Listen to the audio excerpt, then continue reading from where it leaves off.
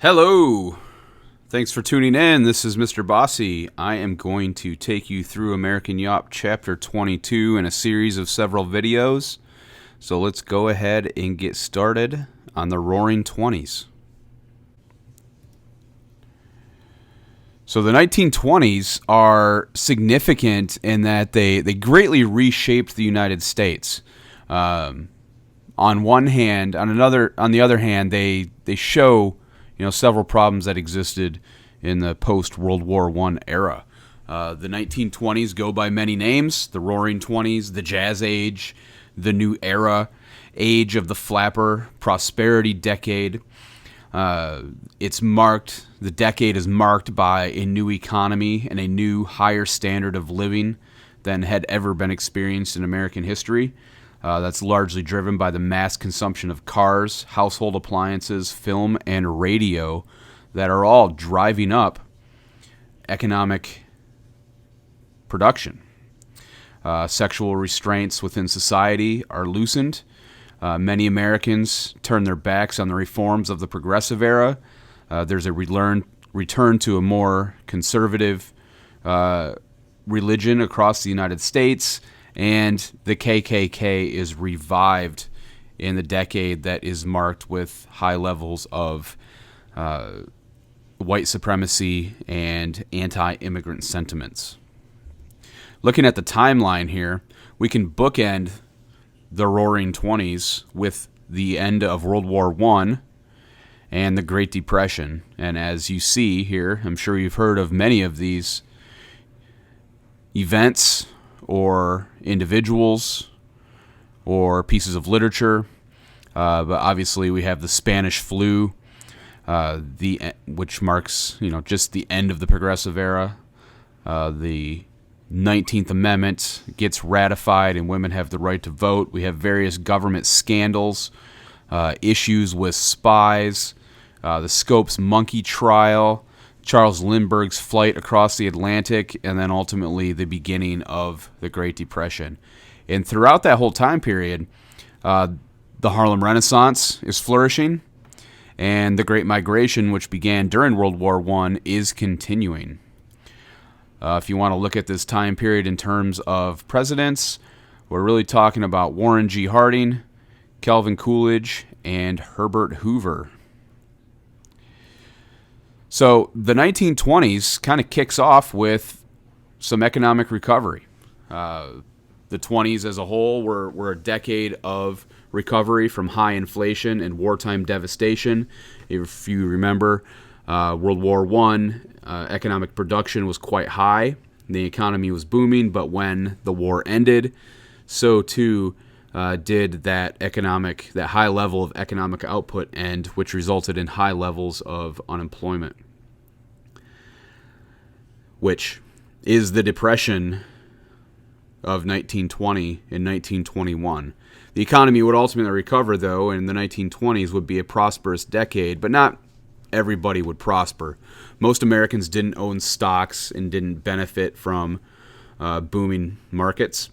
While the rest of the country boomed, farmers were in a depression for the entirety of the decade. After World War I, European farmers started to produce. As you should be aware of, before the United States was involved in the war, Europe was engulfed in war and agricultural output plummeted as a result. Once peace came to Europe, Europe's overall agricultural output began to boom, which meant farmers in the United States did not have a market to be able to sell their products. And at that time, 50% of Americans lived on farms. Throughout the 1920s, the White House was controlled by the Republican Party. The Republican White House from 1921 to 1933 restored high protective tariffs and dismantled wartime controls over industry. They reduced taxes. The first income tax only had started in 1913, and taxes skyrocketed to help fund World War I. But President Warren Harding would decrease taxes. Sidelined various socialist and anarchist organizations and union activism. There was the labor movement declined in membership, and the labor movement in general lost bargaining power and public's support. By the election of 1920, the United States was recovering from World War I, the Spanish influenza pandemic, and the Red Summer. World War I resulted in more than 115,000 American military deaths. The influenza pandemic killed 700,000 Americans. The Red Summer, or racial riots that spread through American cities, leading to more than 100 deaths.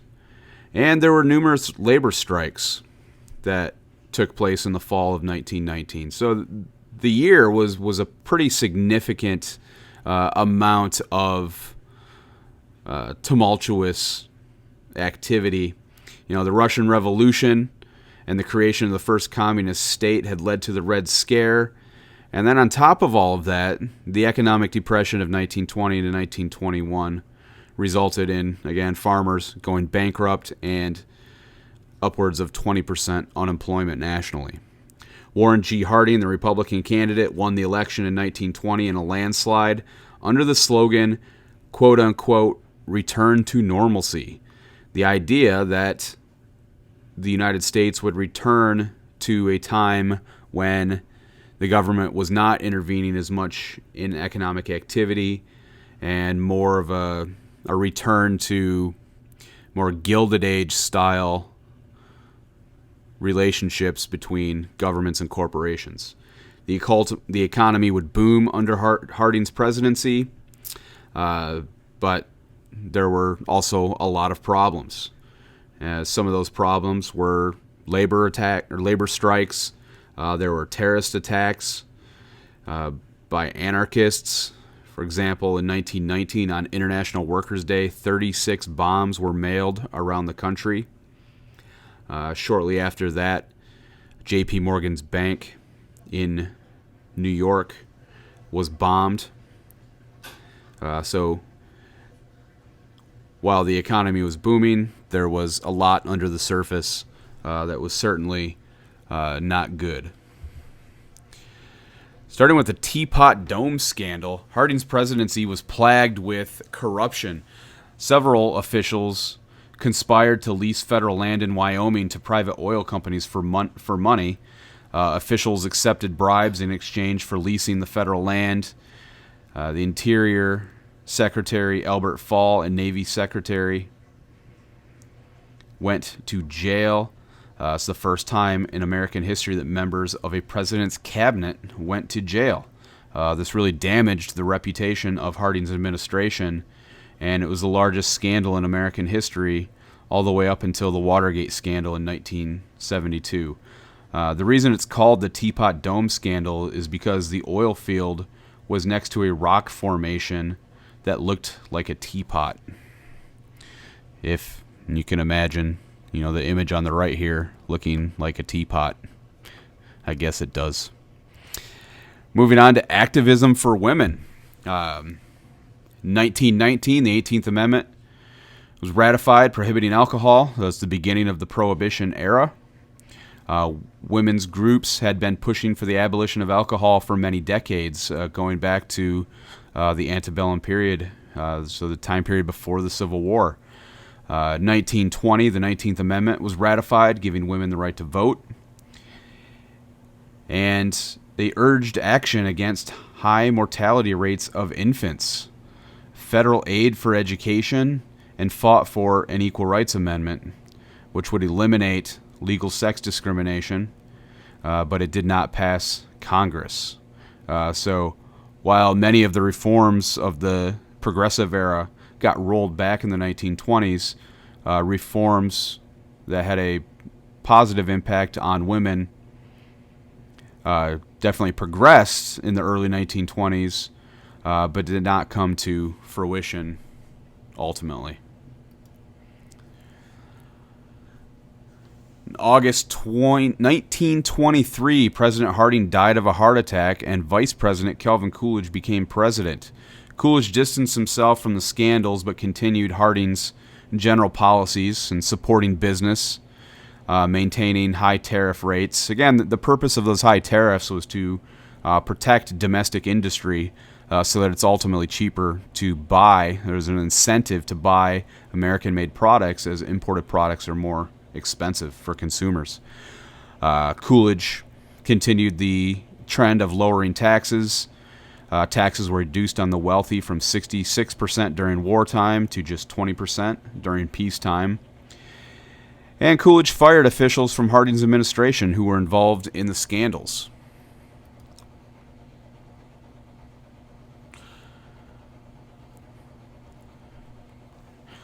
The Kellogg-Briand Pact. This involved 15 nations who signed and agreed to outlaw war.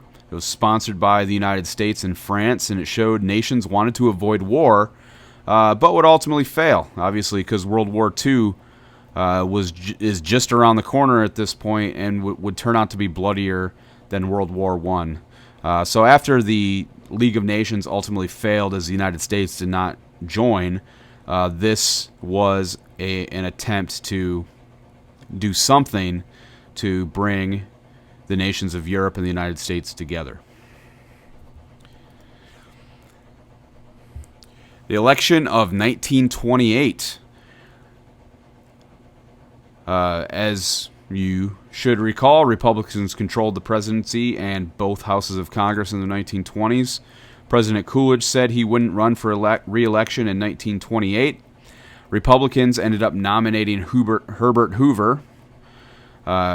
Just a couple things about Hoover. He's kind of a up from the bottom individual. He was an orphan as a child and ultimately graduated from Stanford University. Herbert Hoover's policies, and in general the policies of the Republican Party, were focused on economy and prosperity. As Secretary of Commerce, Hoover was credited with sustained growth in the 1920s. He claimed that the United States was getting closer to eliminating poverty. The Democratic candidate, Alfred E. Smith, was the governor of New York. He favored protection for workers, opposed prohibition and immigration control. He was part of a political machine. The election itself focused on Smith's Catholicism. Earlier I mentioned that there was some issues with white supremacy, a lot of anti-immigrant sentiment. There was also a significant anti-Catholic movement because people feared that Catholics were controlled by the Pope. So having a presidential candidate who was Catholic was significant at the time. So Herbert Hoover, really seemed like a candidate who was a political outsider just because of his upbringing. Alfred Smith was, part of the party machine and a career politician. And Hoover was able to take advantage of his outsider view and ultimately win that election. The 1920s were a culture of consumption. Industrial expansion in the late 1800s and early 1900s had resulted in a booming economy. We have new energy resources as we start to take advantage of more advantage of coal and oil. We have new manufacturing technology. Many consumer products are new, ready-to-wear clothing from stores and catalogs. Convenience foods, home appliances. In general, consumerism changed the way Americans worked, lived, and cared for each other. And by the early 1900s, there was just too much stuff. We were overproducing.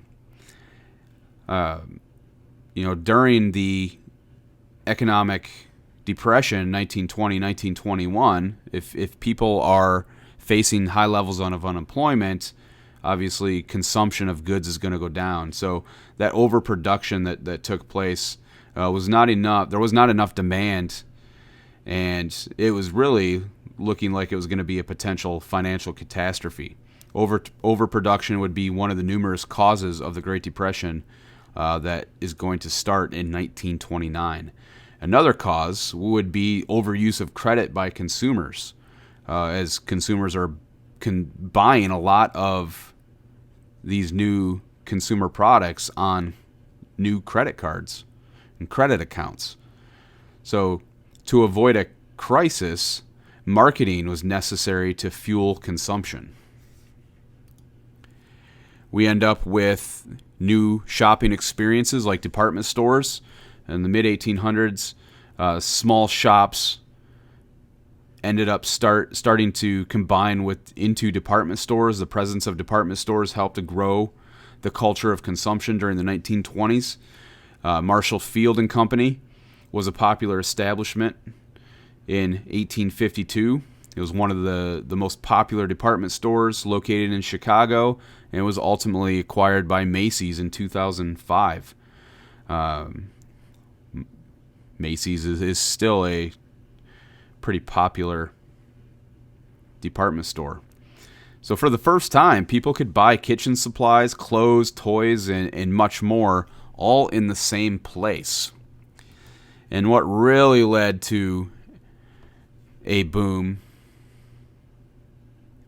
in economy is further production of the automobile. Automobiles sped up culture of consumption by promoting the use of credit. In 1927, 60% of cars were purchased using credit. Other large consumer purchases were also made using credit once the credit system was established for automobiles. From 1919 to 1929, access to credit increased expenditures for household appliances by 120%. And as I've already mentioned, the overuse of credit would ultimately become one of the significant causes of the Great Depression. Henry Ford continues to expand his assembly line. The assembly line in general started to increase consumerism as other companies began using Henry Ford's system. It improved production strategies that other industries besides automobiles would ultimately use. By 1925, Ford's factories produced a Model T every 10 seconds. In 1920, there were 9 million registered cars, and by the end of the decade in 1930, there were 27 million registered cars. The United States owned more cars than Britain, Germany, France, and Italy combined, and 80% of cars were driven on American roads. And as you see in this image, this is a Ford sedan. You see a woman getting in the driver's side. So I guess that means my time is up. It was actually the dryer going off. But we will continue in part 2 of these videos. Thanks for listening.